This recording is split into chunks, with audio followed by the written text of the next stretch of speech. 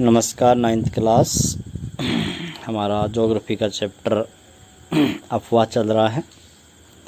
इसमें आज very short में क्वेश्चन नंबर 21 है। भारतीय पठार की जो दक्षिण प्रवाहनी नदियों के नाम बताइए। जो दक्षिण की तरफ से जो नदियाँ पूर्व या उत्तर की तरफ बहती है उसमें लूणी नदी है राजस्थान में, साबरमती है, विंध्याचल पर्वत से निकलने वाली माही नदी है। ये दक्षिण की ओर बहती है ये नदियाँ। बाकी हमारी लगभग नदियाँ या तो पूर्व से पश्चिम की ओर बहती है या पश्चिम से पूर्व की ओर। ये नदियाँ हमारे दक्षिण की ओर बहती है। महानदी जो कि उड़ीसा के अंदर है, ये हमारी प्रायद्वीपीय पठार की नदी है। ये छत्तीसगढ़ के पठारी भाग से निकलती है और पूर्व की ओर बहती हुई अंत में बंगाल की खाड़ी में गिरती है।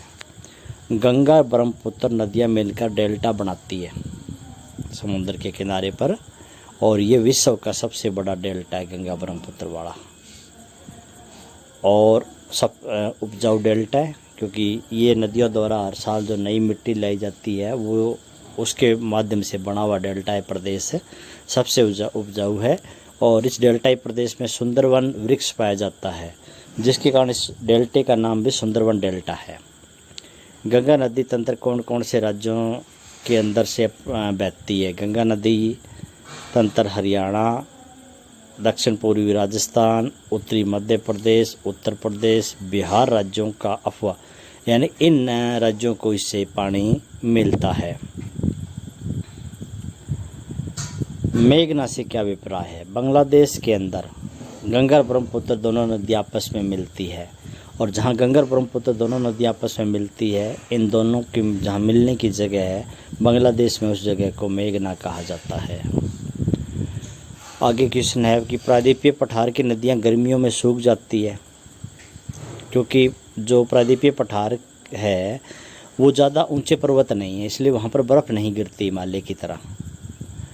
और गर्मियों के ऋतु में जब वर्षा कम होती है तो इन नदियों में पानी सूख जाता है। ये नदियाँ केवल वर्षा ऋतु में ही नदियों में पानी बहता है, गर्मियों में ये नदियाँ सूख जाती है। पूर्व प्रवाही नदियों से अपने मुहाने पर डेल्टा क्षेत्र का निर्माण, पूर्व की ओर जो नदियाँ बहती है वो बंगाल की खाड़ी में गिरती है, और जहाँ ये बंगाल की खाड़ी में मिलती है वहाँ मुहाना होता है। जहाँ नदियाँ समुद्र में मिलती है उसको मुहाना कहते हैं। वहाँ धरातल की ढाल मंद है, ढाल कम है। ढाल कम होने के कारण इन नदियों के साथ जो मिट्टी आती है वो वहाँ पर जमा हो जाती है, बिछ जाती है, जिसके कारण जो नदी की धारा है वो कई भागों में बंट जाती है, क्योंकि इन धाराओं के बीच में मिट्टी के ऊंचे ऊंचे टीले बन जाते हैं। इस प्रकार ये पूर्व प्रवाहिनी नदियाँ हैं जो पूर्व की ओर बहती है। ये नदियाँ अपने मुहाने पर डेल्टा का निर्माण करती है। जो पूर्व की ओर जितनी भी नदियाँ हैं, जो बंगाल की खाड़ी में जो नदियाँ गिरती है वो सभी डेल्टा बनाती है। प्रायद्वीपीय भारत में मुख्य जल विभाजक कौन सा है? पश्चिमी घाट। जल विभाजक जो दो नदियों के जल को बांटने वाला। प्रायद्वीपीय भारत की कौन सी दो नदियाँ गर्त से होकर, नर्मदा और ताप्ती, दोनों काफ़ी गहराई से पहाड़ी क्षेत्र से बहती है। झील धरातल के गर्त में, धरातल की तली में एकत्रित जल के भंडार को झील कहा जाता है। यह चारों ओर से जल से घिरा हुआ वो भाग होता है। पृथ्वी का वो भाग जो चारों ओर से जल से घिरा हुआ है उसको हम झील कहते हैं। जल की प्रकृति के आधार पर झील मीठे पानी की झील, खारे पानी की झील। हिमालय में लगभग जितनी भी झीलें हैं वो मीठे पानी की हैं। राजस्थान में है साबर झील, खारे पानी की झील है। वुल्लर झील है, डल है, भीमताल है, नैनीताल है, सारी मीठे पानी की झील है, क्योंकि इनमें सब में नदियों का पानी आता है। भारत में मीठे पानी की सबसे बड़ी झील है वुल्लर झील, जम्मू कश्मीर में। पूर्वी तट पर दो खारे पानी की झील, एक तो है उड़ीसा में चिल्का झील, तमिलनाडु में पुलिकट झील। ये दोनों झीलें समुद्र के पानी से बनी है। ये दो उड़ीसा की जो चिल्का झील है, तमिलनाडु की पुलिकट झील है, ये दोनों समुद्र के पानी से बनी हुई झीलें हैं। ये दोनों खारे पानी की झील है।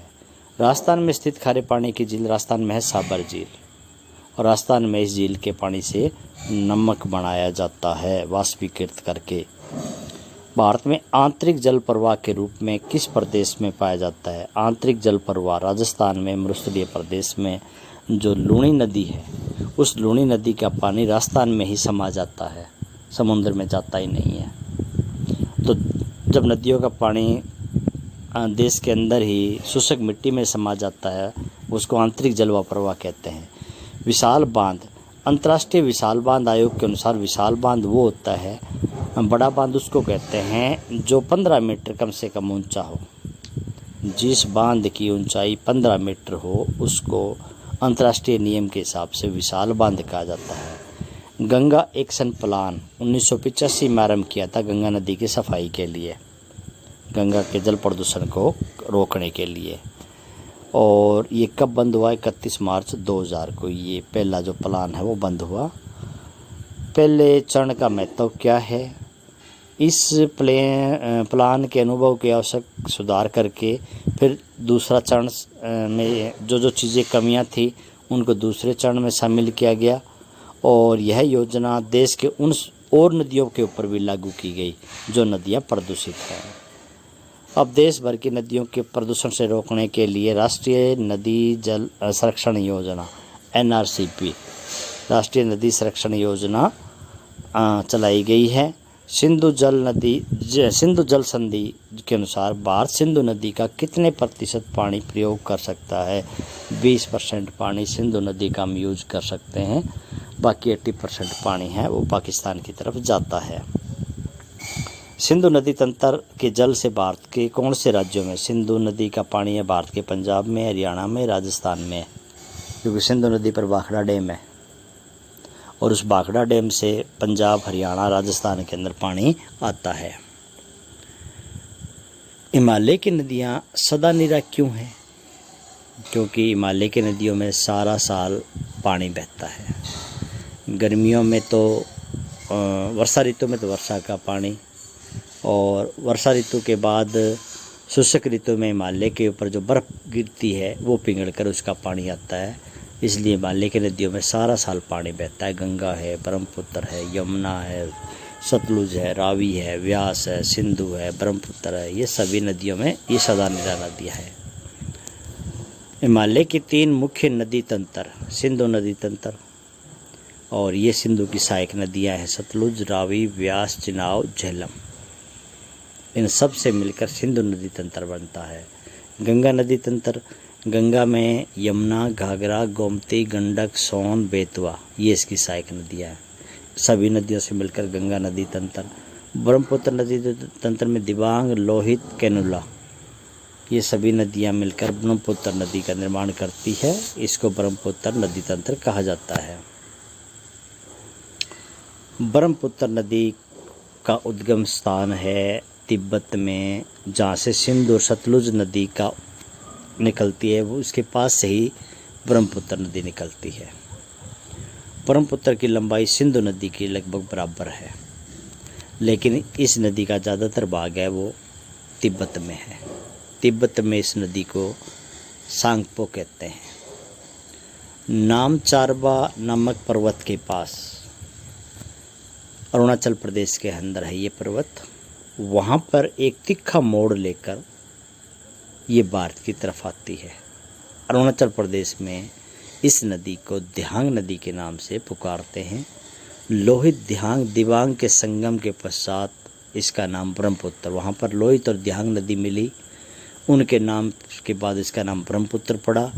बांग्लादेश के उत्तरी भाग में इसका नाम, बांग्लादेश में इस नदी को जमुना कहते हैं, बांग्लादेश के मध्य में इसको पद्मा कहते हैं, और जहाँ गंगा और ब्रह्मपुत्र मिलती है वहाँ इस नदी को मेघना कहा जाता है।